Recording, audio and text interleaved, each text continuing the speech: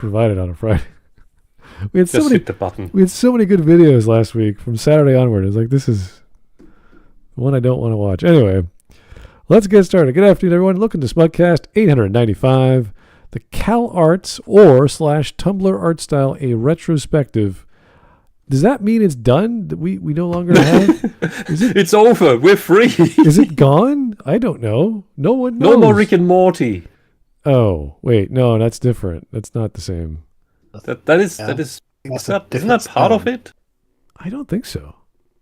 I think Rick and Morty's its own I mean, thing. it's got the same humor as the art style, but it doesn't have the same art style as itself. It has the humor that Calarts looks like. What? Yes. Huh? Look, that makes as much sense as Calarts. All right. Well, whatever. Let's get some stats going. This is from, I don't know how to pronounce this. Izzzyzzz? I don't know. That's her. 1 million subs. Izzzyzzz. Over 1 million Izzzyzzz. subs. This came out 10 days ago. Has over 500,000 views. She's doing very well. And she has Maggie makeup. I don't know what that is. Maggie makeup. I guess whatever you call it. I see a lot of foundation there, but I don't know what's going on. Either way, yeah, lots of ugly things on my screen. So we gotta press play to make the move and talk. So, and what the hell's that thing on the left? Is that a man? That's a thing with a butt for a chest. I don't know what the hell's going on there. Is that an art It style? looks kind of like someone tried to draw Chad. I don't know. This one has like, the guy It's from like- the Chad Intel meme. okay, but his eyebrows look like he has like someone put Band-Aids over him. The eyes, nose, and mouth make me think that these people just try to imitate Picasso without knowing what he did. I would go say that's a nice way of putting it. I was gonna say Mr. Potato Head, but yeah. Same No, that's idea. everything in the background. Oh god, yeah. Well, either way, we gotta hit play. I'm gonna be here forever. You didn't may lead have with seen your intro floating line. around the internet comparing several of the most popular cartoons of the 2010s and Tony, what wonderful bubble this lady lives in. Anyway, okay. how similar they all look. This image and Whoa. many others like it are criticisms of the Calarts style, also known more broadly as the Tumblr style, which was hugely popular from around 2012. Is she like part of some like cyberpunk? What is that called? No, Where you have that's to just borderline. dress up and you act the part and everything's in the future, or No. people just dress like this normally. I gotta go on more dates. Holy shit! No, this is just borderline personality disorder where they dress pseudo-lewdly, have really bad makeup, too many piercings, especially the nose earring, and wear flashy colors at the same time while walking around in their underwear. Yeah, it's something's off. All she's missing is the neck tattoo. What? So based on the My Little Pony and Bratz stuff, it looks like she's just a follower of trends. Maybe it's just a costume for the stream and it's the video, and it's really just all clip-ons. It could be gearing up for October with Halloween. She's like practicing and figuring it out. She definitely is gearing up. Yeah. She needs some more gears though Oh. with the piercings, then they can all interact. Oh God. Anyway, that's not what I'm. Anyway. 12 to 2015. Unlike the sharp, spiky, inspired style of the 2000s, the Calarts style is known for its soft, round. Everything that copied Avatar: The Last Airbender, which was also already in the 2000s. But yeah, we're gonna say most of those things were made before Avatar. Or she's referring to the crap Adi Shankar makes, which is not. I would not relate to anime, or honestly. I saw Johnny Bravo and Dexter's Lab there, and Courage the Cowardly Dog. When she said, anime inspired, it's what? Oh. Sure. Well, maybe Shinchan inspired. We're talking about the 2000s. There's all kinds of animations then, so she could be many things. 1990s as well. Oh yeah. By the way, I still do not understand what sort of orifice Amethyst's mouth is supposed to be. It always repulses me. Lips. No, that looks like some other orifice that shouldn't be there. Okay. Let's keep going. Lips. Look, flowing shapes, noodly limbs, big eyes, and most infamous of all, large round bean-shaped mouths. These bean mouth cartoons became a symbol of a new soulless corporate... Okay, that was like one cartoon from Hanna-Barbera. That was specifically Hanna-Barbera. Specific to that one. Yeah, this is very... look at how different they are. There's so many artists, all different animation schools and studios. You can't even the Simpsons went through many stages of animation. Mm-hmm. The Hanna-Barbera, Looney Tunes, The Simpsons, and who did Ren and Stimpy and Woody Woodpecker? And look at the detail on Woody Woodpecker on that expression.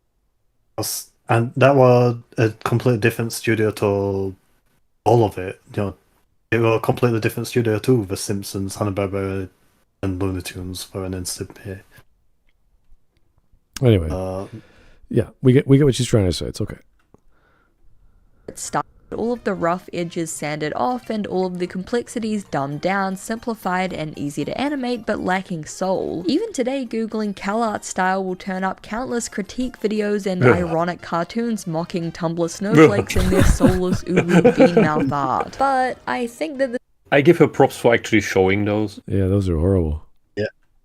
discussion around the Calarts style and the Tumblr style lacks a lot of nuance and context, so today let's take a deep dive into the Calarts style and the debate around it. Before we continue, I just want to give a huge thank you to the sponsor of today's video, Squarespace. Squarespace is the all-in-one website platform for creators to stand out and succeed online. Whether you're just starting out or managing a growing brand, Squarespace makes it easy to create a beautiful website and engage with your audience. With Squarespace's intuitive drag-and-drop editing, beautiful styling options, tons of visual designs, and get paid, all is a great website to provide Squarespace.com/Izzzyzzz for 10% off your first purchase of a website or domain. Smart.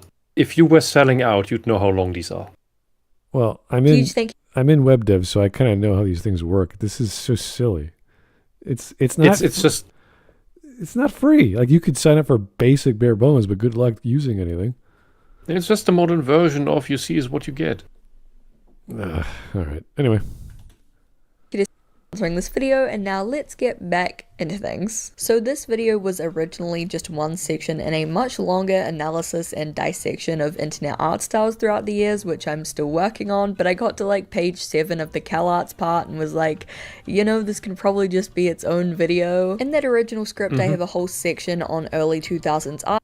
I think something we could say about the old cartoons, like the first meme that she showed there, is that there were several studios that had their own styles that they were iterating upon.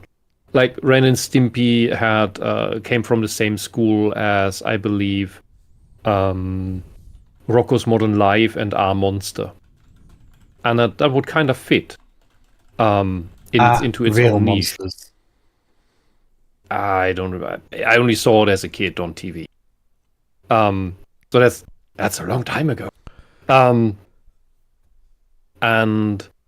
the issue now is that it seems there is only one studio, seemingly, and that's the Calarts thing. Well, the second one would be the Let's Imitate Avatar style, and the third one now is Adi Shankar with his fake whatever he's doing. Okay. Well, precursor to this. Yeah. I was going to say those guys were famous for doing a Bjork music video and a bunch of not lewd but kind of racy other, what the hell was it called? I can't remember the name. But once you see the art style, you're like, yeah, that's the Ren and Stimpy guys. Oh, the Ren and Stimpy guys made a Björk video? Yeah. Cool. Fits with her dresses. Yeah. like 2010s Calarts style that people came to know, but to keep it short and sweet, here's what you need to know. Anime began gaining traction in the West around the 90s to the early 2000s and inspired an entire generation of young internet artists. This, alongside seminal emo works such as Invader Zim and Johnny the Homicidal Maniac. Internet artists? Emo works? Invader Zim is emo?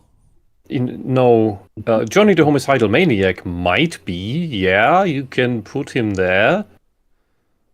But have you read Johnny the Homicidal Maniac? No.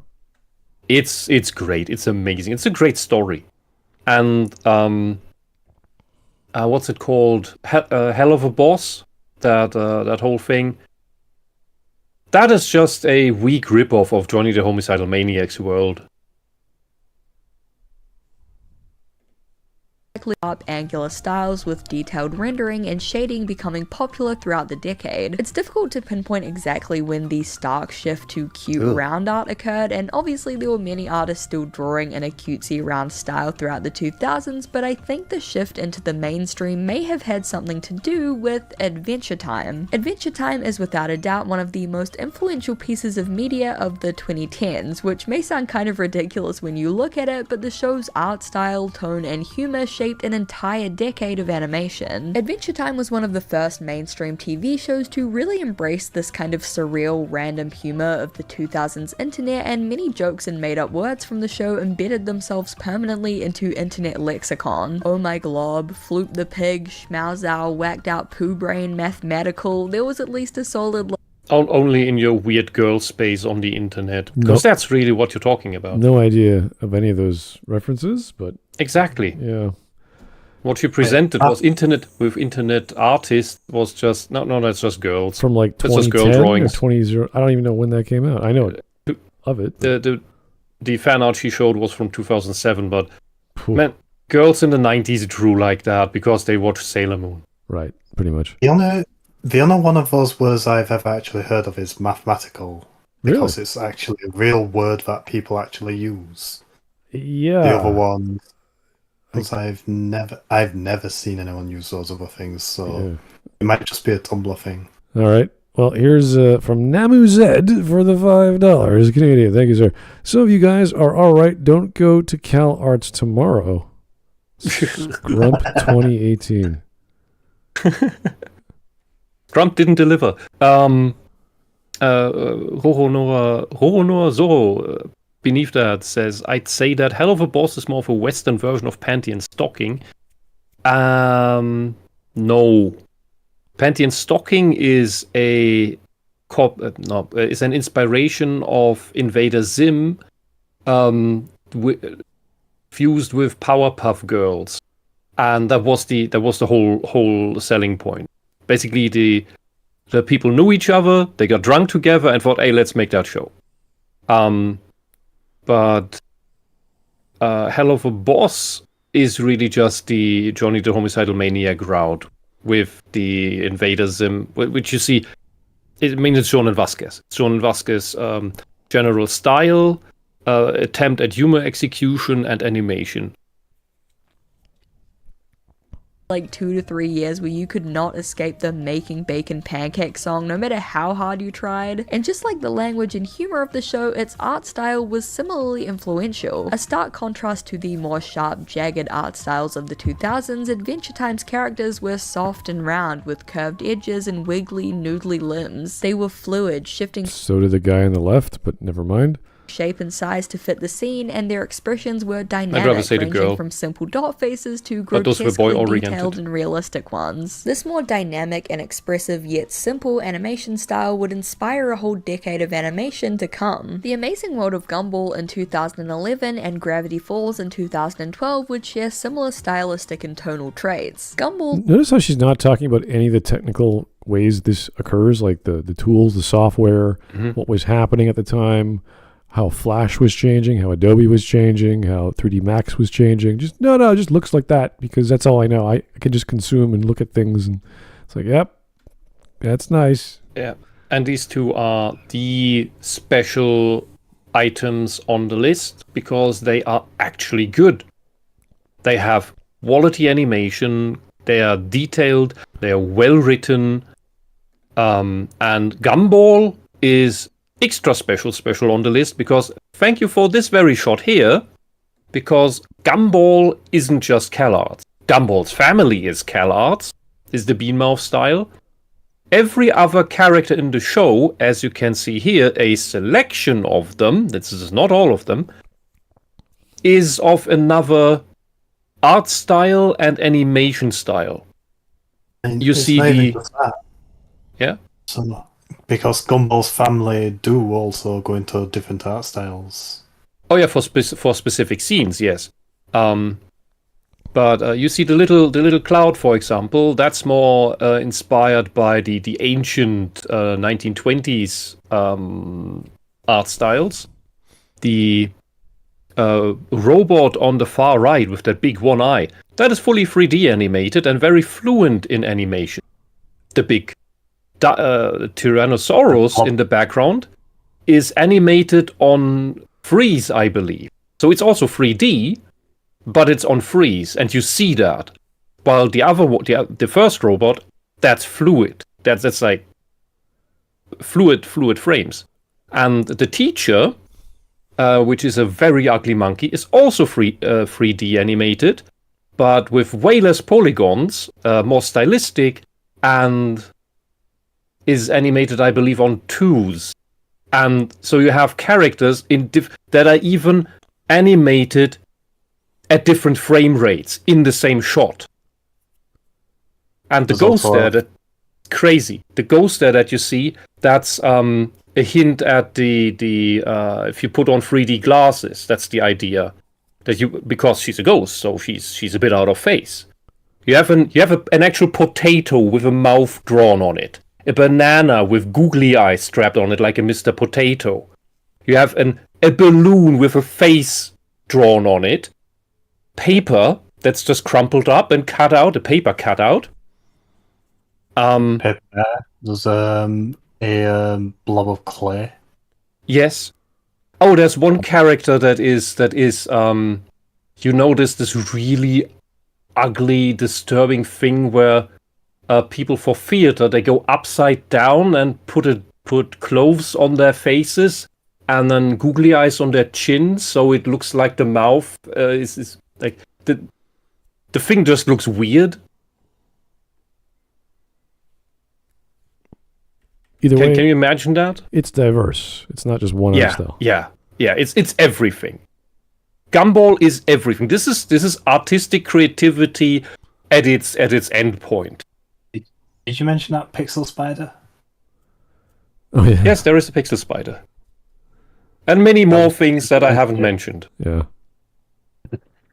Took the random internet-inspired humor of Adventure Time, while Gravity Falls followed the same formula of starting off as a cute, innocent kids show before delving into more dark and dramatic serialized storytelling. Both shared Adventure Time's round art style, goopy noodle limbs, and silly expressions. These shows were all insanely popular and gained huge online followings, but it wasn't until 2013 when Cartoon Network aired their first episode of Steven Universe that this sort of 2010s animation fandom would reach its peak. Steven Universe, like Adventure Time and Gravity Falls, was an episodic kids cartoon that gradually became more serialized with overarching plotlines and character arcs, a trend which continued all throughout the 2010s and is still popular to this day. Steven Universe was Cartoon Network's first show created by a woman and was also the first American kids TV show to prominently feature openly queer characters. Oh.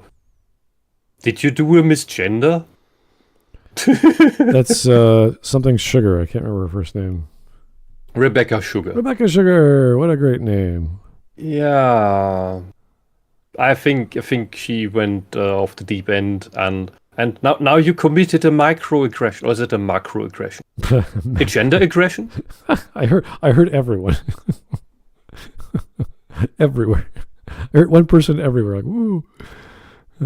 It's a cartoon for kids that's got sex scenes in it. Oh. Yeah. Great. Allegedly for kids. Including but a hey, there's lesbian people who couple can't were really shown distinguish. kissing on screen and even getting married. The show found a huge fan base on Tumblr, which had a large population of LGBTQ+ users who resonated with the show. No, not really. It was mainly people with borderline personality disorder, again the cluster B, who believe they are all these weird, strange things. Sometimes they also believe to have multiple personalities, or that they talk to aliens that they channel, and they dance their zodiac.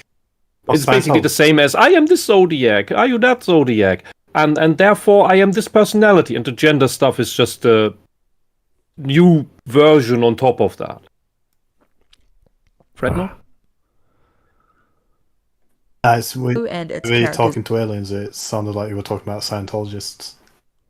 Oh no, there's this esoteric, usually women, who believe that they can either they talk to angels or they talk to aliens. It's the same thing. Fun. And its characters and themes. As time went on and fandoms for Steven Universe, Gravity Falls, and other shows grew, more and more artists began adopting these sort of stylistic traits into their own art. Soon, the term Calarts style kind of vaguely morphed into the more generic term Tumblr style. One of the clearest examples. Did it really? I don't recall that ever happening, but whatever. I think I've heard the term used. Yeah, but within which group to say? Oh yeah, I know Tumblr. I know CalArts. Yeah, there's some. Okay, yeah. I think the issue with it is actually lazy people who aren't good at art. Just do the thing that's already popular. Yeah. That the easiest popular thing. It's in-house. I'll get them popular. It's easier than drawing a manga. So it's like, oh, this is Western, and I could pause my video and do a screen cap and then draw it on my Wacom or whatever you got on your Adobe Photoshop editor. Yay! Gradual shift in style can actually be seen in the Homestuck fandom. And I know you're like writing something right now. Stop it. This is literally a video based on Tumblr stuff. Homestuck was gonna come up at some point. When Homestuck first came out. Look, since most of these fans were on Tumblr while it existed and contained them there, that explains why the term Tumblr art style can come into being. It sounds like a fan fiction thing or fan art thing, no different than, let's say, go to any other online forum or place you could post your content. What's the other one? DeviantArt. Like, that's a place you could just put whatever. And maybe during that time in the Americas, most of these kids were posting their sketches and drawings. Maybe. What is DeviantArt point anyway? What is the point of DeviantArt? It's basically... What is that now? Oh, I have no idea. I haven't checked it out in a while. I knew original DeviantArt, which was very tame and everything. And, well, aside from the site being complete overloaded crap now, it's just flooded with AI porn that you can pay money for. Yeah. So basically Newgrounds, but not animated. Yeah, Newgrounds without good content. Around 2009, art within the fandom tended to trend towards a sharper, more edgy style, influenced by the Invader Zim emo comic anime-inspired art of mid-2000s DeviantArt. Wait. What? What was that again? Invader Zim emo comic? anime? What? I've never heard of that. Is that a thing? I want to hear that again. Is that what? A fanfic thing or a fan art thing that's really popular that no one heard of like 15 years ago? Oh, there was an Invader Zim anime style or manga style colored fan comic. That was really, really good. But I don't think everyone did that. But I need to hear that word salad again. I think she's talking about Homestuck. Yeah. And with Invader Zim and anime, she's talking about what inspired it, I think. We would have to hear the whole thing again. It's a sharp, edgy style influenced by the Invader Zim emo comic anime-inspired art of mid-2000s DeviantArt. Well, that is a hell of a soup. I might not disagree. Is there a particular artist that used that everyone can point to, or is it just? I think she's meaning. There's these that were the dominant ones. Yeah, it's just an in general statement. Right. And a few there were a few that would actually be this combination that she just mentioned, but I do not remember the name. I'm sorry. It was not Jolly Jack. Pretty sure it was. Was it Jolly Jack? Did Jolly Jack do the Invader Zim comic? Don't remember. All right. Over soon, many popular Homestuck artists Ugh. began adopting a softer, Ugh. more noodly style. Big eyes, Ew. bean mouths, long, rubbery limbs, a stark contrast to the razor-sharp, angular style of the mid. That's disgusting. I hate it. The start. What razor? What are you talking about? What do you mean razor? They're drawn exactly the same way. No. She means the flat colors, geometric stuff that you had before, which is like the soft version of Tartakovsky. And this in turn is softer than that. Yes. The only difference is one of them has a more, what's the outlines you do? Like the one on the left can be a sketch with colored pencils. It's actually using digital art or digital colors. But one on the right, it just has highlights and outlines. So you could have technically. I don't think these are juxtapositions. I think this is just two examples of what it is now. Oh, okay, fair enough. To late 2000s. Here are a few examples of Homestuck art from around 2009 to 2012, and then we see a huge shift take place with these people. What are we talking? Okay, so here we have the That's actual. just gay. Let's just go back. Are we comparing the same artist? Like, what are we doing here? Angular No. style of the mid to late 2000s. Here are a few All right, so we got So- Circuits, Carcat. I can't read the other one. Homestuck. So the guy's name or the artist's Oh, name. no. The artist names are the small ones beneath that. You- It's Ikimaru Art, Timeless Night, Game Soul, and The Insane Box. All right, I think, fine. I don't think they pronounce this name. Is it examples Shonen? of Homestuck art from around 2009 to 2012, and then we see a huge These are all different people. No, Ikimaru is the same. Oh, over here. Okay. We had that before, but it's horrible. This just looks. This is just a girl drawing gay dudes. Yay.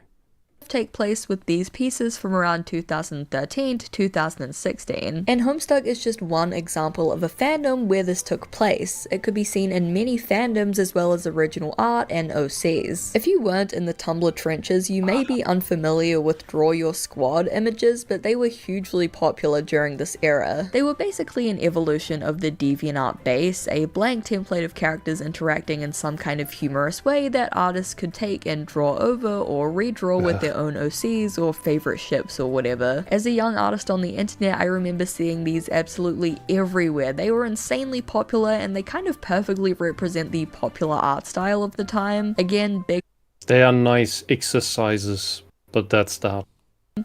big eyes, bean mouths, goofy, epic, random expressions. The characters in these tended to be a bit more well constructed in terms of realistic proportioned anatomy, but some definitely still had that kind of cutesy, chibi, nude. So this is the whole comic? Like that's it? They just outline? No. Yeah, No, no. this The, is the just- X. Do you want Fred Not? This is just a drawing exercise. Oh. So you can basically just draw your own characters as as each one of these characters. Yes. So, Somebody yeah. somebody makes this template, and then says, "Here, do something with your characters based on this template. Make the scene." And then 50 people make a scene with their characters based on this template. It's an interesting exercise. Okay. Here is Frog Jupiter for the 2. Thank you, sir. My physiognomy senses are tingling. Okay. Yeah. The only issue with these templates is that it locks people into being only able to do these scenes, or rather, what we see in effective media, for lack of a better term, and it's late. When we watch cartoons and even TV shows or movies by Marvel at this point, is that all the scenes they have seem to be just these kinds of templates strung together. So we're not actually having creative images, if you will. They're stuck on the products of exercises instead of delivering us actual good scenes, frames, movies.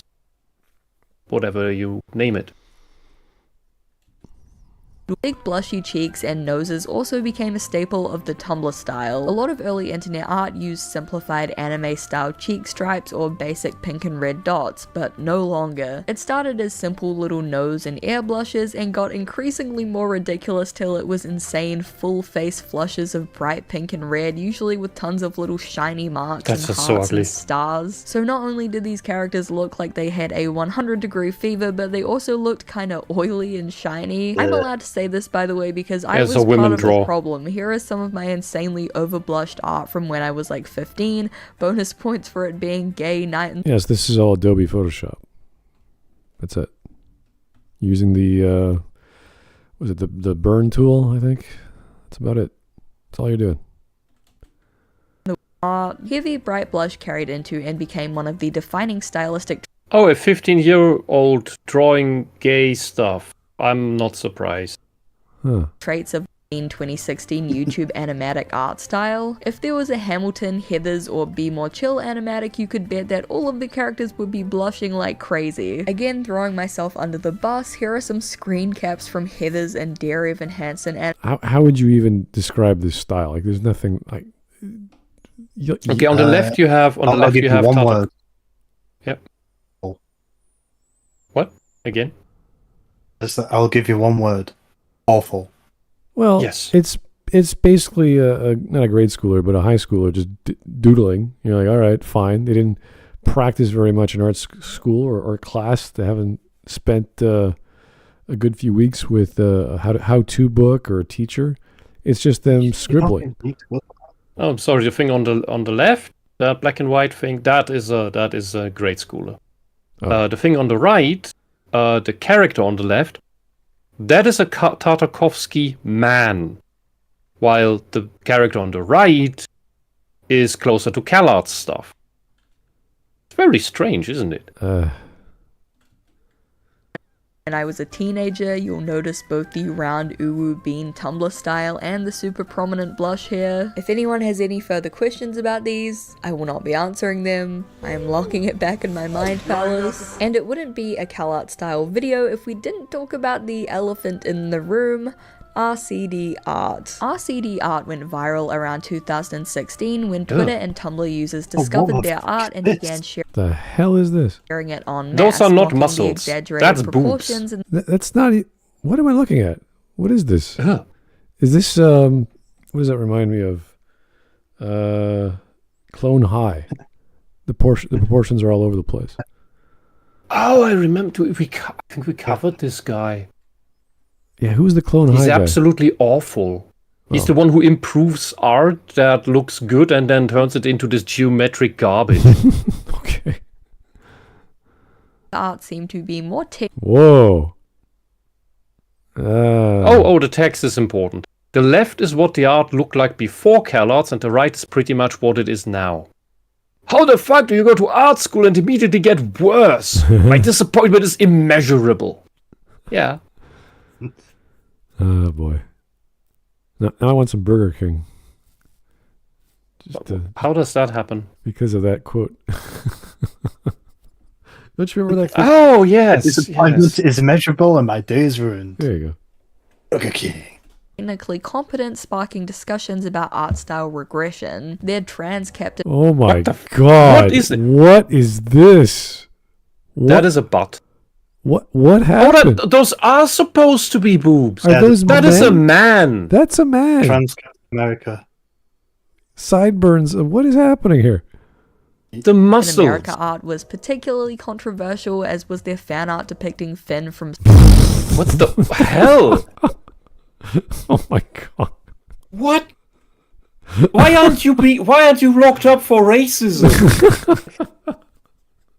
He's You gay now. you drew a black I don't know, probably man maybe with a giant protruding jaw, giant noses, a giant nose and a fleeting forehead that implies that there's no brain. This is a racist caricature. Well, it's a caricature. Why aren't you locked up? Well, Why aren't you in leftist jail? oh god. They gave him boobs. Well, look at the shoulders. Well, they give everyone boobs and muscles. This is a great. These are plural. These are great examples that illustrate to you that these borderline girls are the defining factor of the trans movement. They are not trans. They have no clue about trans, but they are legion, and they obsess over this stuff, and that's why the trans movement has become this stuff, and not anything about any medical conditions. Well, I don't know what the medical condition is for having amazing deltoids, but holy crap, those things are long. Whew. Straight up looked like a racially insensitive caricature. It Oh, was really bad. great. Also, their Kylo That is Neil Gaiman. That is not Kylo Ren. That is Neil Gaiman with constipation. With makeup? What are these eyes? What is this? Why do they draw the lips like that? This is a fish. Yeah, amphibious creature. They are literally. They are obsessed. Dude, these girls are obsessed with Lovecraftian fish people from Innsmouth. They are demons. Clearly very heavily influenced by Steven Universe and the art of Rebecca Sugar, from the smooth flowing lines to the exaggerated body shapes to the fact that they also just happened to do tons of Steven Universe fan art. RCD Arts art was dunked on so hard that they ended up deleting all of their social media and disappearing off the face of the internet. Despite this, the buzz around— Oh wait, there wasn't. I think there was important text there. Not this one. Art was dunked on so hard that they ended up deleting all of their social media. Oh, fetishy, careful with that link, by the way. It's bad. So needless to say, they, nonsense, got one hell of a social media ass blasting and boinked out of the public eye for what we all thought was for... Okay, I thought this might have been excuses for this very questionable thing. By the way, anyone into this sort of thing is not into these kinds of distortion. People who are into that sort of thing, they usually look for actually female-looking characters, not men with giant shoulders and muscles that have boobs attached to them. That's just disgusting. In a caricature is you exaggerate the most prominent feature that you feel the person looks like. That's what street artists do for $10 within 2 minutes. So there's a certain art style to do that. I don't think this is it. This is something else, but it's in the same idea. Anyway, yeah, but that also means that this would instead rather be a what the left should call or would call, what you would expect the left call, a transphobic caricature. Maybe. Who knows? Okay, so I had to step out. Came back to this. What is it I'm looking at? It's Tumblr. Don't worry. Whatever. Don't want to know. Yeah. Anyway, here's some super chats from Axton Zero. Thank you, sir, for the 2. This must be what Hitler was burning back then. Maybe. We don't know. His sense of perspective was okay. I mean, he might have liked not what he was painting. Oh, okay. Not what he was burning. Okay. Frog Jupiter for the 2. Thank you, sir. Linkara's Lightbringer comics were legit better. They were that bad? I have no idea. I've just heard the title. I don't know what they're about. If I had ever seen them, and I don't want to, I would give you a thumbs up, probably. Okay. Anyway, almost at 10 minutes. Off the face of the internet. Despite this, the buzz around their artwork reawakened the dying Calarts style discussion and bolstered it even further, as they did indeed attend Calarts themselves. Even today, these pieces of art are often used to mock Tumblr artists and Tumblr Calarts style. There are a couple of other pretty infamous examples of the Tumblr style, including Miss Officer and Mr. Truffles. Miss Officer and Mr. Truffles was a failed Kickstarter for an animated TV show based— I wonder why. What is this?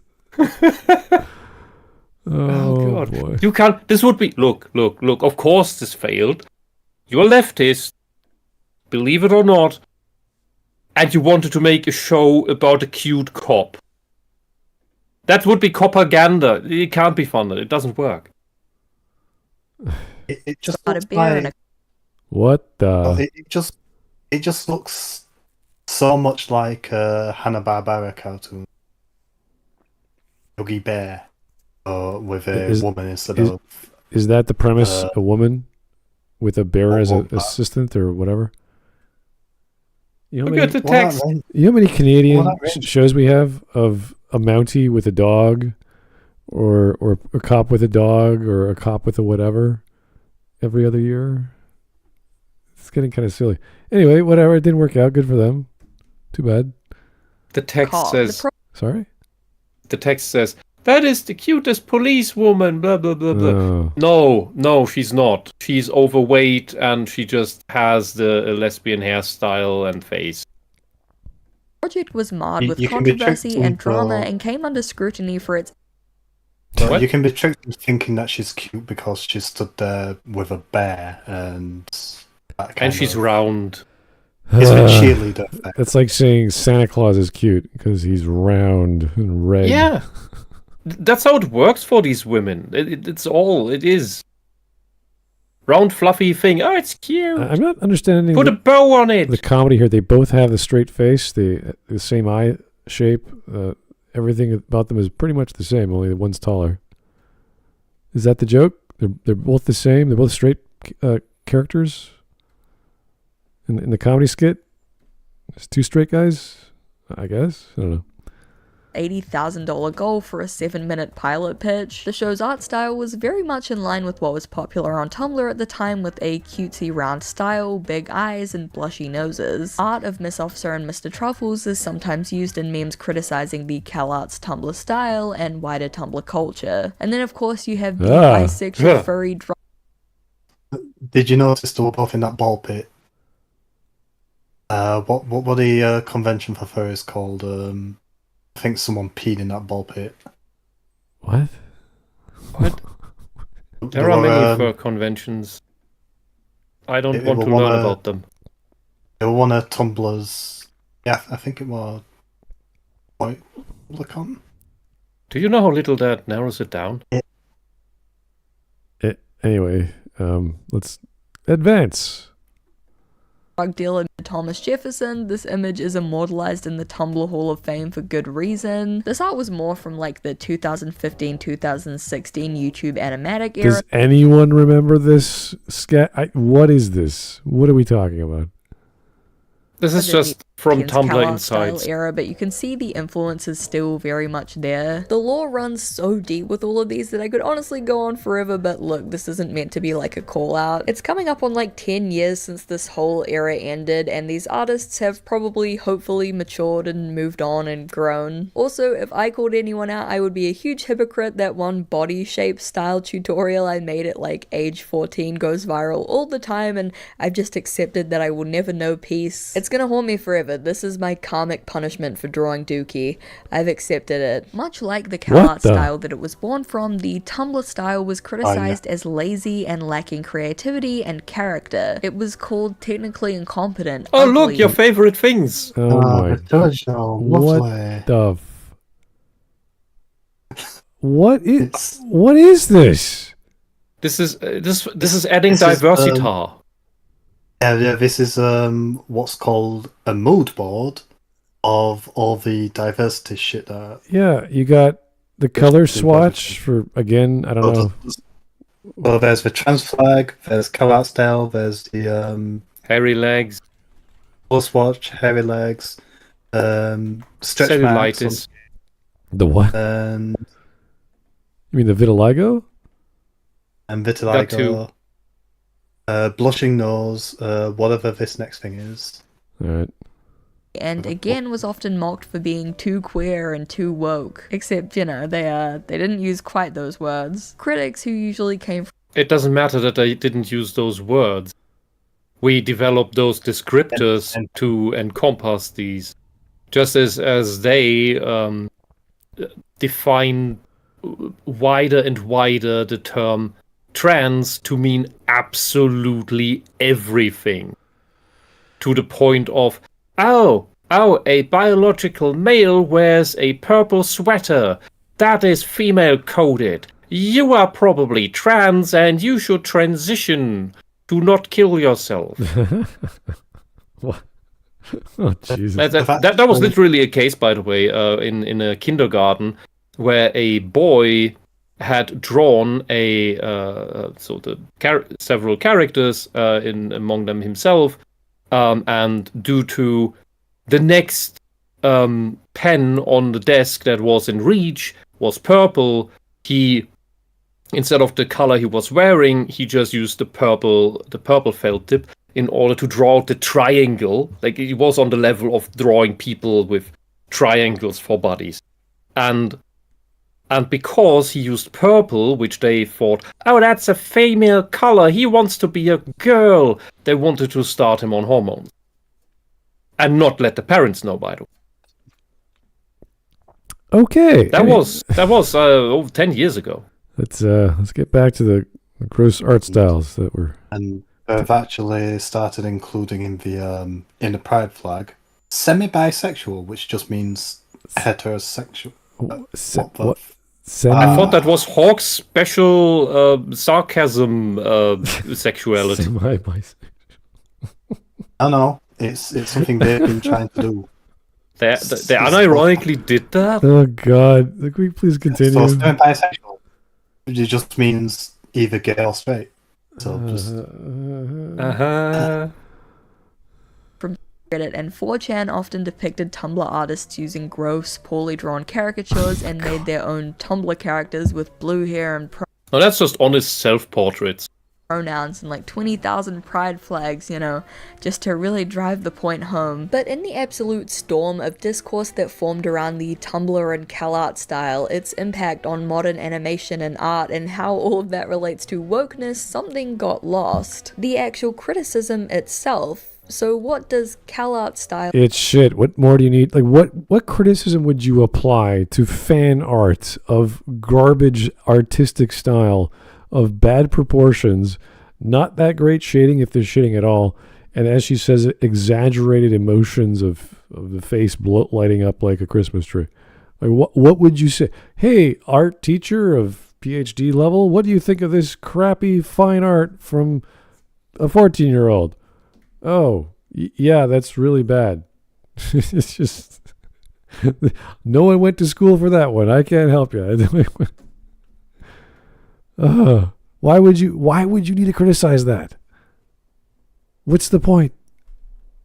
mean, really? The term Calart style was actually coined all the way back in 2010 by all-around terrible guy John Kricfalusi, who used it to describe a generic art style derived from 1950s and 60s Disney movies. He claimed that students at Calarts were being taught superficial stylistic traits from classic Disney movies, and rather than studying from life or the masters, students were simply taught to copy pre-existing Disney movies as well as each other, leading to the style getting more and more stale over time. He pointed to several examples from Disney movies where the same mouth shapes and body constructions were reused, leading to less originality with each iteration. Over the next few years, the meaning of Calart style changed drastically, shifting from a criticism of student animation derived from 50s and 60s Disney classics to a more vague criticism of the simplified round style that was becoming popular during the 2010s. In fact, the examples of stale regurgitated animation from John K's original article were often used as examples of the golden age of animation when everything had heart and soul, showing just how divorced from the original meaning the term Calart style had become. Despite the original article about the Calart style citing several complex stylistic issues stemming from a lack of real life and historical references, discussion online about the Calart style, especially during the height of its popularity, often boiled down to SJW Tumblr snowflakes and their SJW snowflake colleges are trying to make. So the Tumblr artwork that she showed, that just looks like the kind of thing that people draw when they don't draw using a model. Well, we can compare it to kids in Japan and their sketches of manga and anime, which has a little bit more discipline involved, even though they don't, follow a guide. They just draw what they see on the screen, and it's distinctly different. So they use a model. Well, they'll use something. I don't know if it's something on the screen. They've done proportions. They'll use perspective. They'll use shading. They'll use light. They'll use some kind of dimensions for the head. something will have a standard. Like there'll be a concept of a skeleton or a concept of a building or a structure. It seems this is very flat. All this is all very 2D and not. Whereas the Calarts style does look like it used a model, but it doesn't look like it was developed much further than just the basic outline. Possibly. I don't know. Because when you draw fantasy characters or fantastical characters in art, you can start with a basic shape, geometric idea, and then stretch it out for appendages or what have you. So it just feels very flat. It looks very flat. And compare that to manga or anime, there's usually some action going on. There's some sort of idea, like with Western comics, there's action lines, or there's perspective for action, or there's shading for action. This is just flat. Everything's flat. Everything's pastel or secondary colors. It's all just bleh. Called AW snowflakes. Criticisms of the style would often throw in snarky remarks about all the characters having to be gay, or using round shapes because angles are scary and offensive, or having to make all the characters get along as to not scare the Tumblrinas or whatever. Steven Universe was often front and center of these discussions, dismissed as a pandering kid show for gay social justice warriors on Tumblr. Its art style was similarly criticized as uwu cute bean Tumblr Calarts slop. And while there are very valid criticisms of this art style and era of animation, it's pretty hard to take these I identify as an attack helicopter ass criticisms. Specifically for that show, those are all correct descriptors. It's not the art style overall, it's that show specifically. Criticism seriously, especially since Rebecca Sugar, it didn't even go to Calarts. Yeah, the literal poster child for the Calarts style didn't even go there. She went to the School of Visual Arts. Oh, you mean the style that came out of that she used? It hasn't anything to do with Calarts. It doesn't matter where she went, it's the style she adopted. Yeah, it's like that young lady from the 90s who could do cubism, like from birth. Like she just knew how to do it. It's like, well, she never went to school. It's like, she's literally painting like Picasso. What do you want? Like, what's the difference? Like Picasso didn't. He didn't go to Cubism school. It's kind of funny with Picasso because you can see over the decades in his eras. I don't know what you call them exactly, but when he was doing Cubism, it was very mathematical as it originally was. Lots of different angles.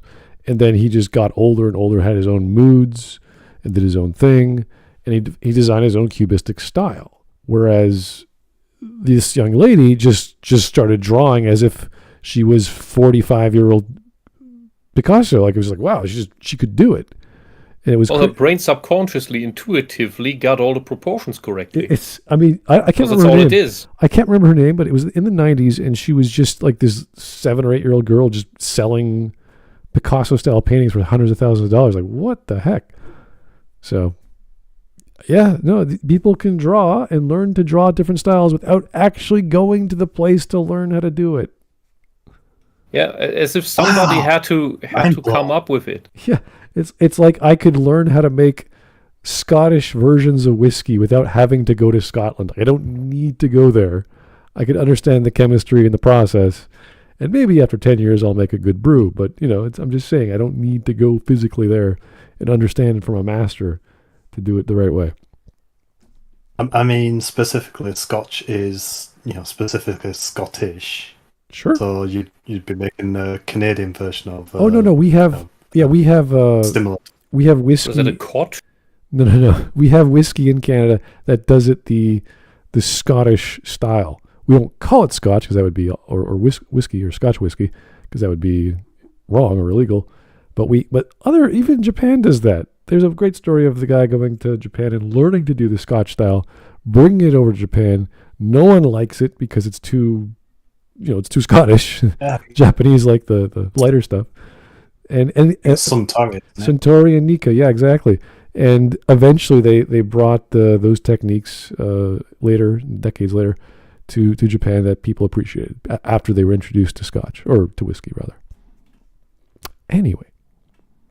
In New York, True that many popular cartoons of the 2010s were created by former Calarts students, specific extremely popular shows are not wholly representative of Calarts as a school, nor are they representative of the showrunner's own unique styles. Rebecca Sugar's art looks like this, and this, and this. She created it around 2000. She can draw in multiple styles. Amazing. It sounds like she's an artist. Wow, I've never Good for her. I've never heard of this concept before. How do they do it? They must have some visual skill in their brains. Good for her. She can draw even uglier. Well, let's not bother with that. 8. Don't Cry For Me, I'm Already Dead, which has a super unique look. Darren Nefsey, creator of Star vs. the Forces of Evil, makes cute cartoons. Okay, so a little bit of a hot take. It's ugly, but I mean, at least it has its own identity. Okay. True. Yeah. And what you have to realize about animation is you want the simplest kind of style to do the most frames, or to speed up your process. So you don't want to have too much detail per frame. So something simpler is going to be easier to animate. It's going to be less expensive, take less time. And that's kind of the idea behind a lot of this stuff after tools like Flash were sort of not obsolete, but they were getting slow. They were not as efficient as they used to be. So that's when South Park was using it and they stopped using it and they used something else. I can't remember what the new one they were using. So I think they developed their own. But yeah, no, these tools were around and they realized how long it would take and how much time it took. And they just scrapped them and used their own tools. Cartoons, colorful experimental scribbles. Early concept art for the amazing world of Gumball is surreal and dynamic and explosive. Skylar Page, creator of Clarence, has posted tons of drawings and paintings online covering a wide range of subjects and art styles. Countless other artists who have attended... It's as if she's learned that people who draw have a sketchbook and they just draw whatever pops into their mind in whatever style they like. I mean, I don't know if she's ever gone to art school or taken an elective. If I know I have, and I've met lots of artists, they draw and paint in every other style they want. And they've been doing that since they were kids. So, yeah. The issue with the Calarts style is that it will forever haunt the reputation of Calarts University. Yeah. It's kind of like, I know friends who graduated from I think it's the British Columbia or the Vancouver Film Animation School, where that guy who did all the amazing 3D work on Jurassic Park came from. And they took the course, they did other things. They're not all 3D animators, but they can do it. They know the programming, they know the tools to use, and they may still be in film and recording. So, you know, it doesn't mean they're going to do the next Jurassic Park, but they have that know-how at the time, which was like the 90s, like SGI workstations were the top of the line. So now we could blow the hell out of that processing power with our GPUs, but they can do it. They can do that technique. And now we have all these filters and all these plugins that make other styles available very quickly. Like if you want to make a Wind Waker game with that sort of cell shaded technique, it's one plugin. You pop it in, boom, all of your 3D models are cell shaded. So we've had these techniques for a while. It really depends on the complexity and what you're trying to do. But yeah, artists are constantly experimenting. That's the whole idea. Or currently attend Calarts have wide, varied, and experimental bodies of work covering everything from life drawing to painting to sculpture and crafts. The idea that students are soldiered into Calarts, sat down and forced to draw bean mouths over and over until they perfect the Calarts style is laughable. The huge range of student films coming out of the school every year is evidence enough of the wide variety of styles emerging from their program. And look, to clarify, I don't... And where is it on TV? Why is she defending... Like, do you honestly think that everyone who comes out of that art school does exactly what the CalArt style is? Like, that's silly. That's like saying everyone who graduates from film school is going to, like, I don't know, only do a certain style of cinematography or painting or anything. Or fashion. Is that the studios want... or that may be part of it, that studios want specific few styles that they believe are marketable. They don't like to experiment. That's part of the problem. Like, I've never met a fine arts graduate that's the same as another one. Like, it just doesn't happen. They might share the same courses.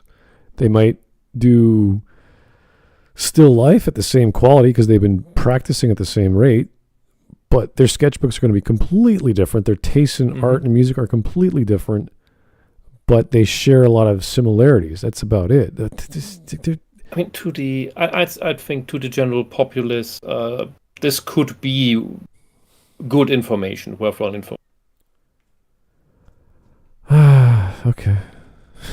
It seems pretty obvious to me, but okay. I don't want to dick ride for Calarts. I've never been in. Modern animation programs are infamously controversial these days. There are a lot of people now that are pushing back against them, accusing them of being predatory and overpriced. There's a great... All art schools are overpriced. They've always been that way. It doesn't matter if it's digital or classic.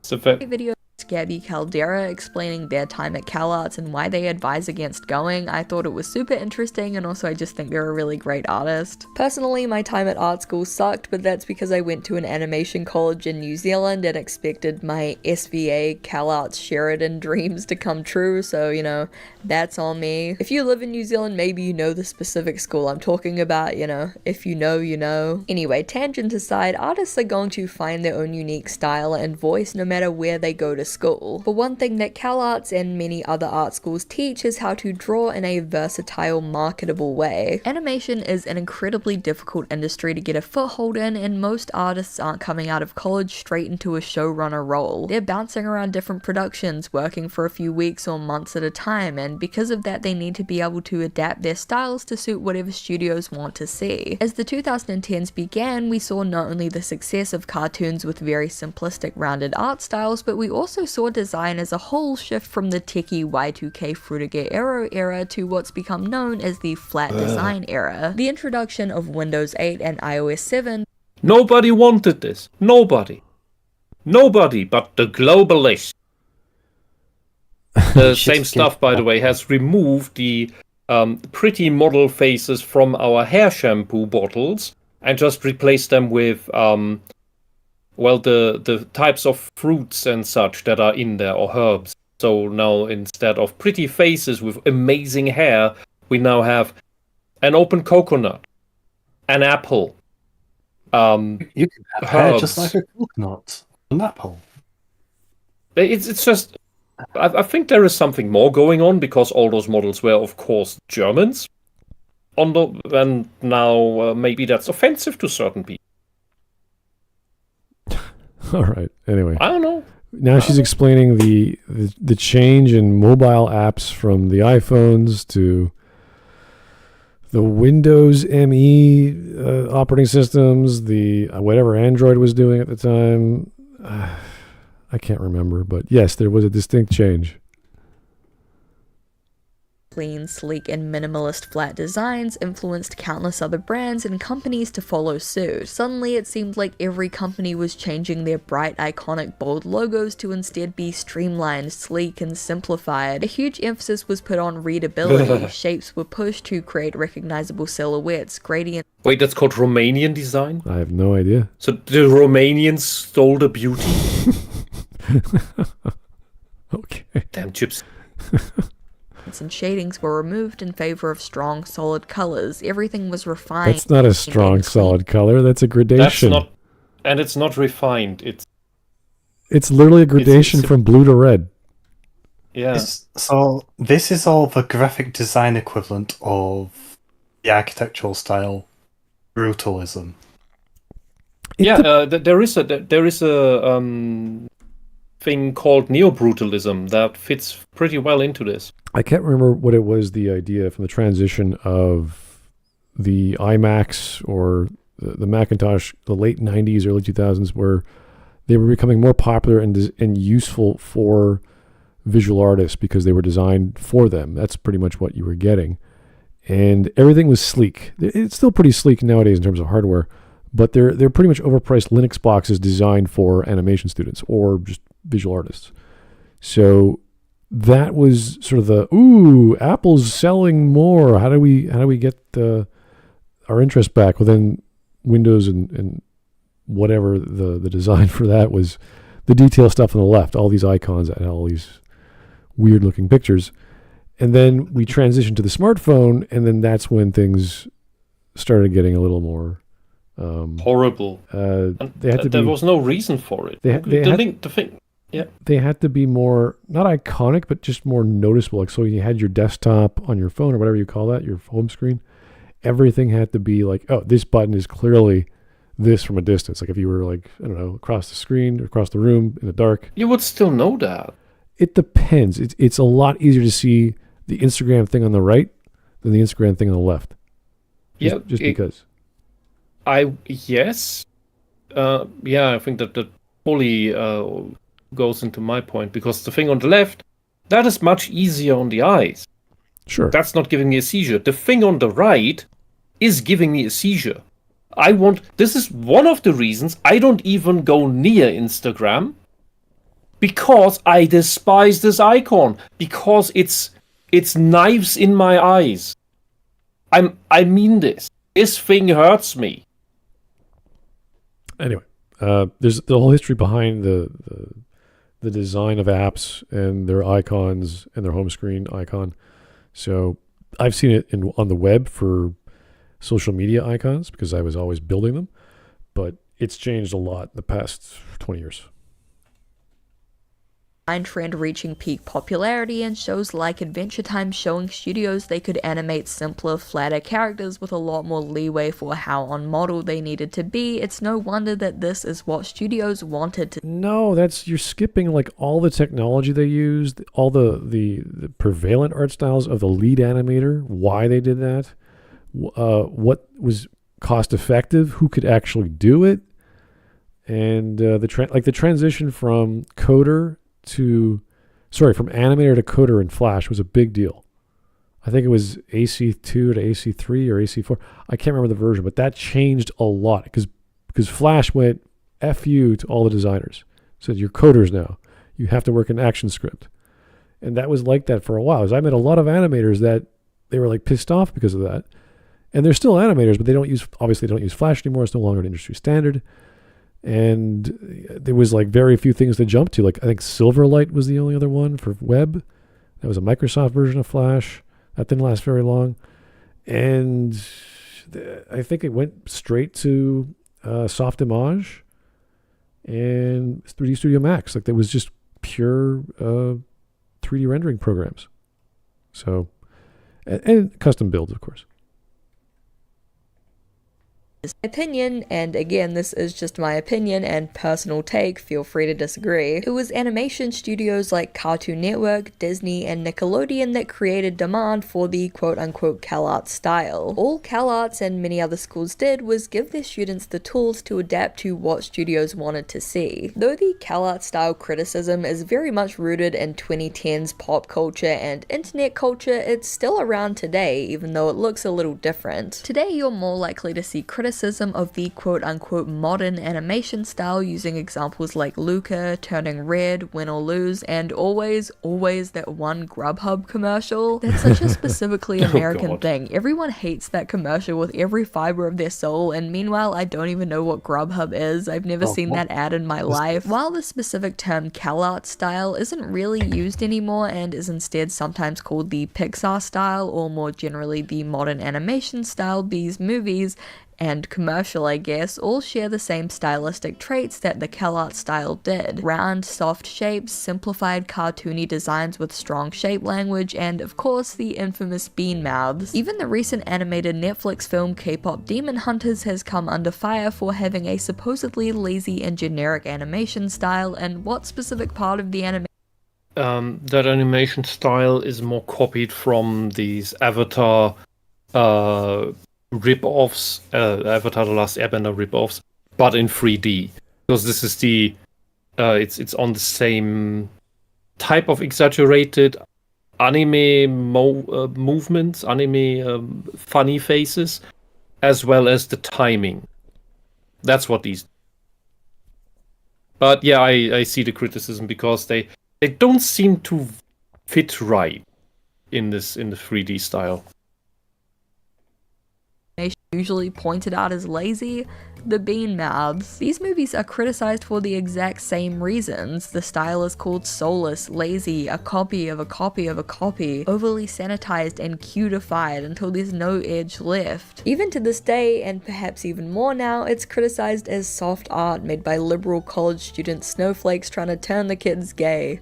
Some things never change, I guess. With that being said, trends... Yeah, they're still trying to turn the kids gay. They actively say it. Tend to go every 10 years or so, and we're very much entering a 2000s Renaissance era. The flat design era was recently kind of unanimously decided to be over, as many companies are redesigning, or I guess kind of undesigning, their logos to look how they did in the 90s and 2000s. The grungy, sharp, angular art of the 2000s, inspired by the popularization of anime in the West, early Y2K internet art, and shows like Downtown, Daria, Motor City, Clone High, and more, is coming back in a big way. You'll notice online that a lot of artists are trending towards sharper, grungier, more detailed art. That is what are you talking, like, artists are doing this online nowadays because I said so.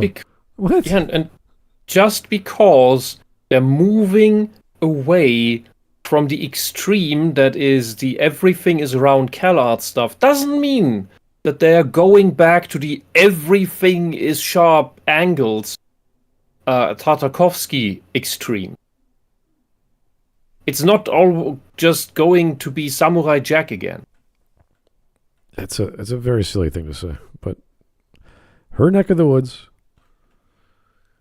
Becoming noticeable in feature films and TV too. Into the Spider-Verse, Teenage Mutant Ninja Turtles, Moon Girl, and Devil Dinosaur, even online shows like Has-Been Hotel and I Wanna Eat Your Guts are leaning more into 2000s aesthetics. Not to drop a plug, but the art for my pilot, Wastelandia, which I'm about to release this month if everything goes according to plan, and you should totally watch it if you want to, is heavily inspired by 2000s aesthetics and cartoons like A Kitty Bobo Show, a very sharp, richly textured show with a more scribbly Wow, wait until she learns about like South Korean, Chinese, and Japanese anime. Like, what? Her mind would be blown. Wow, the art style is changing back to 2023. Like, whoa, there's so many styles. There's so many animation studios. You couldn't follow them all. Oh no, she knows that. That is her argument. She's trying to tell us that there's so much more. Yeah, I know, but it sounds like she's limited to the West. And you're like, oh, they're going back to the Western version of 2003 when this show came out. You're like, really? Okay. With what production? Just go show me the show, and we'll see what the style is, and see, we'll compare it to the whatever from 20 years ago.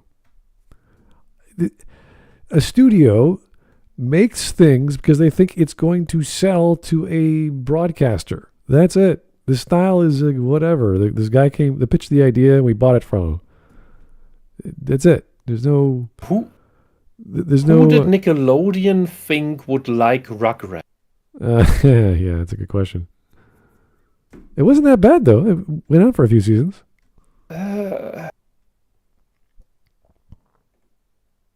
Trends come and go, art styles wax and wane, and at the end of the day, animation studios just want to stay on top of what's hip and cool with the youth. And Calarts, as well as many other schools out there, are going to add as much of that current relevant reference material to their courses in order to secure jobs. It's more than likely that we'll see more feature films and TV shows shift from round soft styles to sharp angular styles, and then back again in 10 years because time is a flat circle. Oh god, this is getting silly.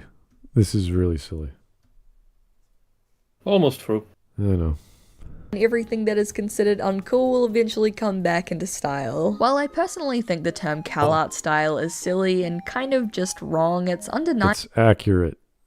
We have a number of shows that use it, and there's a time frame for them. I can't remember the exact time frame, 2010 to 2016, I guess. Everything was that. It was Gumball, Gravity Falls, Steven Universe... Up to Thundercats, I think. Oh god, I repressed that memory. Yeah, and we got sick and tired because he took a classic and ruined it. So there's a reason. Well, really, Gumball and Gravity Falls will be the only ones with positive positive memory that can be rewatched at some. Yeah, and Gumball was its own unique thing. It wasn't just one style; it was multiple styles. So it's it's that sets it apart. It's like isn't that still running? I have no idea. Anyway, yeah, this whole time, it's going to be for this next 10 years, we're going to have this, and after 10 years, it's like, no, it's whatever sells.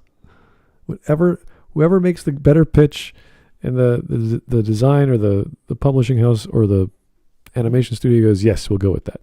You'll be our lead animator. Do all the keyframes for us. 2010s, the soft, noodly, bean-mouth style was indeed popular. Adventure Time, Steven Universe, Gravity Falls, Star vs. the Forces of Evil, Gumball, Clarence, and many more set the tone and inspired an entire generation of young artists. Just like I have never heard of Clarence. I'm kind of glad.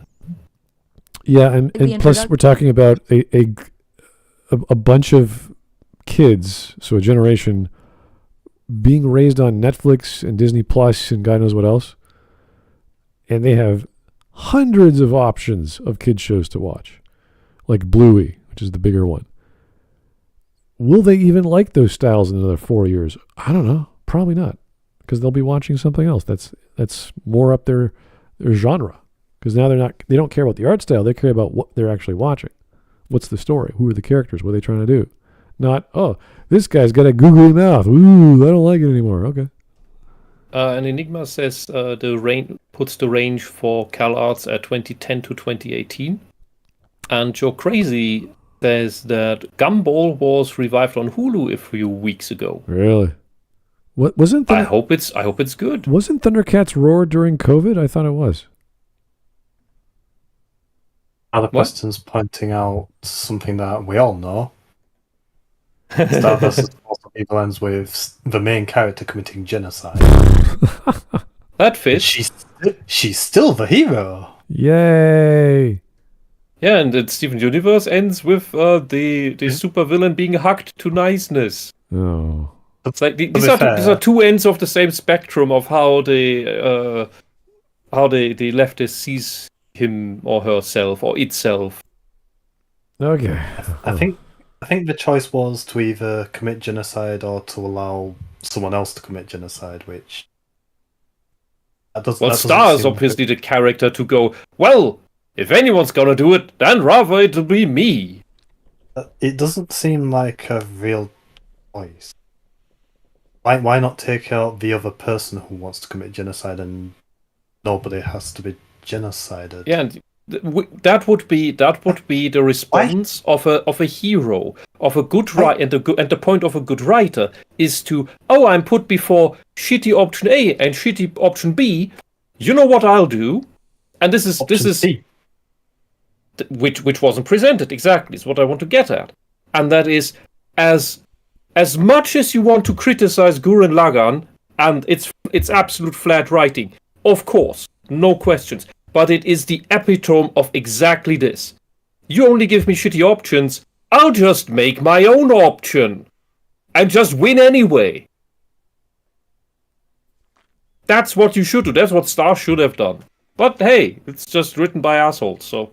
uncreative, incompetent and assholes. really, the Calart style era was no different than the anime boom of the 2000s, except for one thing: social media. When I was a kid in the 2000s making terrible spiky-haired anime eye warrior cat fan art, my art, and the art of countless other young artists, was relegated to DeviantArt and other small art forums. The internet was newer, social media as we know it today didn't really exist, and so the art community was far more insular. But around the late 2000s to the early 2010s, there was a shift. Suddenly, there was pressure. No longer were artists posting for their 100 followers on DeviantArt, they were posting to an audience of thousands, maybe even hundreds of thousands of strangers on social media, and often... So this thing you think is really cool is actually really fucking sucks, so I hate it, and it should be deleted from the internet forever. Oftentimes, those strangers And were thank not you, very not kind. thank you. During this whole Calarts style debate, young artists were being put on blast in front of mass audiences, their art relentlessly mocked, and their interests and identities laughed at by the masses. And this is a culture that's continued to this day. It only takes one kind of bad, goofy drawing or one person to point out that they don't like your art style for you to become the internet main character for the day. Art has become more performative. There's a reason why so many young artists burn out trying to appease the algorithm to even get the smallest following or the slightest foothold. Is there an algorithm for sketches? Is that a thing? So I follow a lot of artists, and several of them do post their sketches on their social media. Yeah, but they're on not. some of their social medias, but it's not their main work. It's just works in progress or something Right. that do. They're not optimizing for the trend on Google that hour. Oh, let me draw Neon Genesis. It got popular in the past 2 minutes. It's like, no, they're just drawing whatever they're drawing. Maybe for business, maybe for fun. I don't know. I don't think there's clout chasers in the 2D art. Oh, I gotta draw. I gotta draw Samus Aran. It's popular. It's like, no. They get commissions. They do. Well, you say that, but there are the artists who do look at the most recent popular thing, like K-pop Demon Hunter. Sure. They do fan art so they can make merchandise for it. That is a typical artist who likes a thing, and because it's in their wheelbarrow, they draw. So it's go see an animated movie. I can draw the main character because I'm an artist. Boom, boom, boom. That's fine. That makes sense. But they're not clout like when I do my own stuff. Whenever I do, is I'm lazy. I don't care if I'm 2 years late to the party. I want to talk about it at that point in my life. It's not a big deal. But that's a video. That's like a critique. That's media. This is actually making art. Like, you can't just pump it out because it's popular. I've never encountered artists like that. Maybe that's a thing. Who knows? And in my opinion, I really think the whole Calarts style debate contributed to this sort of insecure irony poisoning of the art community. Alongside that era where every single young animation meme artist was being put on blast and in cringe compilations. Do you guys remember that era? That was genuinely horrible. While criticism of the round art era is valid and there are many things to criticize about it, I think this whole era of debate and criticism was overall kind of harmful for young artists and the art community at large. Criticism is good, especially when it comes to Cluster B's the actual victims. No. art, but mockery and at times even bigotry only weakens those. No. Mockery is criticism, and you should learn from it. Critique is the engine of improvement. Criticisms until they become entirely lost in the discourse. Thank you guys so much for watching. I really, really appreciate it. I really hope you enjoyed the video topic. I think this is my last video before Wastelandia comes out. So yeah, like I mentioned before, not to plug, but if you want to watch it, it's going to come out probably super soon. I put so much time and effort into it. That was boring. Okay, that's... Yeah, good luck with your thing. Yeah, whatever Wastelandia is. Don't quit your day job. If this is your day job, oh my God. Keep art your hobby. That's amazing if you got 1 million subs for doing this. Ugh. Do we have any memes? Please say no. Yeah. Keep art your hobby until you can truly sustain yourself with it without having to resort to draw porn. Oh, we have memes. Oh no. We do? Okay, it's meme time. Let's see what we got here. Speaking of Invader Zim, here's a random fan art Rebecca Sugar drew as a teen. Oh God. Yeah, that's Johnny the Homicidal Maniac inspired. It looks like an edgy Ed and Eddie. Maybe as well. Yeah, fine, whatever. Good for her. Random Twitter artist and college student majoring in the art. Yeah. Har har. Not wrong. What do we got here? Where's the bulge in the one on the right? You know, in the You're right. You're right. Well, it's just a student still has to learn. Invader Zim. Yay. See, it's just John Vasquez. Linkara's Lightbringer was better. He made a comic? He drew it? Oh my, what the hell is... What am I looking at? What is this? A comic? That's his comic? He drew that? Oh my god. In Microsoft Paint, baby. May as well. Holy hell. Dude. Well, there is improvement over time. I hope. Unlike other people. To be fair, I don't know somebody who actually does use Microsoft Paint to actually do his work, and considering how shitty his tools are, Microsoft Paint, he actually does pretty good work. A true master can make a great art in Paint. Ava's Demon. Yeah, exactly. Some web art to offset the pain. Okay. Jupiter Men? That's the name of this? Okay. Vampire Family. All right, that looks somber. What is that? Exellitrix? Interesting. Okay. Definitely Yu-Gi-Oh! Manga-ish, yeah. Rebecca Sugar's new album. She has an album? Oh, no. Lonely Magic. She made a music album, or is that just an album of art? That's Steven. Steven is her self-insert. Steven Universe's versus... What if you could change your mind, Hitler? I think we're going to have to kill this guy, Steven. Damn.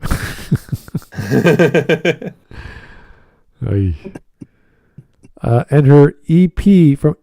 Really? Rebecca Sugar's Spiral Bound. Is this just music? What? Ugly socks? I don't know what's going on. Ugh. Oh my god. Don't push people off of roofs. That's not nice. That was an actual scene? All right. Pushed the guy off at roof and then checked us just to make sure he were dead. You know, Dad, you're lucky that Mom was super tall crystal gem. Was the super tall crystal gem you fell in love with, not Garnet. What? Why do you say that? Alternate timeline. Oh God, I'm going to jail.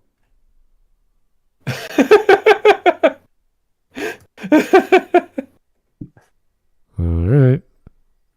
This is an improvement. All right. Okay. Ben 10. Yeah, okay, all these shows. The iceberg. Kind of happy. Indifferent. Why is Johnny Bravo on the second layer? What is wrong with... And Steven Universe in the first. What is wrong with whoever made...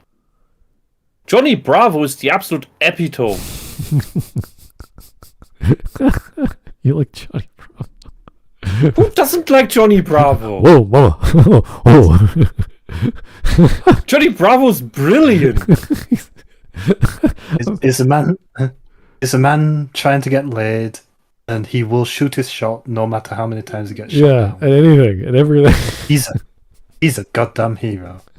I watched Johnny Bravo when I was 12 because we got unfiltered Cartoon Network somehow on our satellite. It was beautiful, and I went around that original Bugs Bunny. I don't know any of these things at the bottom, When did Johnny Bravo start airing? Because I think I was younger. or anything at the second bottom, or the third. I don't know any of these.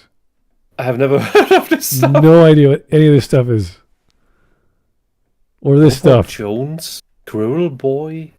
or this stuff. Where? How old am I? Holy shit! What? Only the top two. Yeah, every the third, fourth, and fifth. I have no idea what any of these are. Oh, the no, bear. not the annoying bear? orange. No. Yeah. Well, there is Megas XLR. I've heard of that. Wait, I am Weasel's on the 4th layer. Why is I am Weasel down there? This is great. Discourse. Wasn't I Am Weasel a sub thing of Cow and Chicken? Oh boy. I think so. What do we got here? Okay. I Am Weasel and I Are Baboon, where that was an amazing cut. I heard Baboon. Yeah. Yeah. Yes. I remember that. Oh boy. My Yeah. gym partner's a monkey. Okay.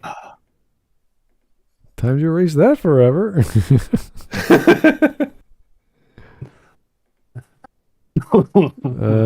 That's my purse. I don't know you. Oh, it had a slightly different art style in the pilot. I didn't know that. Good for you, Steven. Wow. Yeah, it looks very flat and boring. Anyway, Adventure Time, regular show, The Amazing World of Gumball, SpongeBob SquarePants, and only SpongeBob's still alive. Yeah. Thundercats Roar. Oh my god. Oh my god. Uh-huh. Look at this thing. That was the remake of Thundercats. What we could have had. They could have continued it. They didn't finish the story. Really? They didn't get renewed to finish the story. Just is cool when I do it. Oh god. That's an honest to God, objectively true depiction of every average girl's mind. She's gonna kill all magical beings. The tapestry said it was a good idea. Geneva Convention, more like Geneva's suggestion. Oh, okay, with an AK, of course. Mixing a lot of ideas. I like it because it's like, Geneva Convention, and then she's picking up a rifle from China or Russia, whatever you want to determine the origin of that. Oh, anyway, happy there's no Freerun comic like that. I've done nothing wrong ever in my life. Me. I would almost agree with her. She, in a very insane, cruel, soul-crushing, and life-destroying way, she helped Marco grow up. All right. And then put him back into his child body. Oh, no. At now 46 or something. Cartoon Network. We need plan for next week's TV schedule. We can air TTG. Teen Titans Go. All day, every day. It's Teen Titans. Teen Titans Go. We don't promote new shows. We don't promote new shows coming out. We can show good shows that people really like. But why does it have Steven Universe? Yeah. Steven is not good. There were a lot who liked it, but it's not good. Those are not the same thing. Symbiotic Titan. I don't know what that is. What's this? SpongeBob, I think. Ah. No, that's Ed, Ed, and Eddie. Mm-hmm. Oh, and this is they actually did a cartoon of Mad, Mad magazine. Huh. Anyway, terrifying stuff. Ugh. Thank God that's over. Why is American stuff so ugly? Yeah, don't ask. Oh, I do. I don't want to know. Just don't look at it. Forget about it. I will. Once I know the answer, I will want to forget it. I know that. I know, but these things we cover cartoons like this every 6 months or so. And we're just like, ugh, don't want to listen to, because all the people who covered are weird. Not to say that she's weird, but it's just they've got some weird background, some weird life choices. You're just like, all right, there's nothing wrong with enjoying art and being an animator. It's a tough business to get into. I know a few animators. Their lifestyle is difficult, and they're jumping around studios all the time and projects and learning new software, and it's a hard life. But talking about this same topic over, it's like it's old, it's bad, no one likes it anymore. We got way better tech to do way cooler stuff, and I want us to grow up. I want us to be like, yeah, let's do better animated stuff. We have the technology, we have the time. We have the schools to go to. We don't need this crap anymore. Technically, we have the budgets. Well, They just need to be spent and not just be funneled into private pockets. anyway. Thank you guys. That was an hour and a half of us listening to this young lady about her history of visual arts or animated art in the past 10 years. If you like that thing, good for you. If not, we'll never cover it again, hopefully. I don't know. I don't know.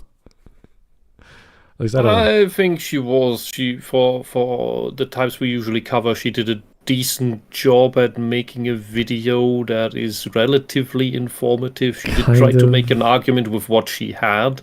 There was no business. That's okay. There was no behind the scenes. There was no technology. There was no...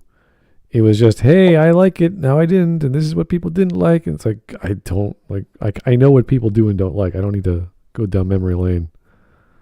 I want to know why Correct. things happened the way they did. I want to know why Steven Universe sucked or what have you. All correct. But it did give us an insight into the perspective from inside the Tumblr bubble.